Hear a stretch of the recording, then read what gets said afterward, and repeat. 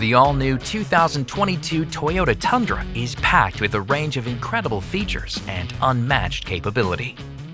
One sleek function you might not even notice is Tundra's available automatic air dam, which can deploy and lower to adjust the vehicle's aerodynamics to help optimize stability and efficiency.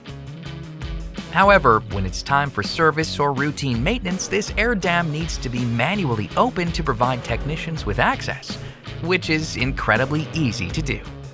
First, shut off the vehicle. Next, within 45 seconds of shutoff, raise and hold the wiper stalk upward for about 2 seconds.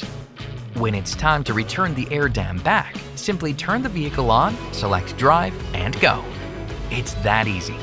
And don't fret, there's a QR code beneath the chassis on the air dam linkage that any technician can scan to watch this video on how to manually open it. Whether tackling the terrain ahead or making vehicle service a little easier, Tundra redefines next-gen capability with its incredible performance, convenience, and seriously smart tech. Visit Toyota.com for more information about the 2022 Tundra.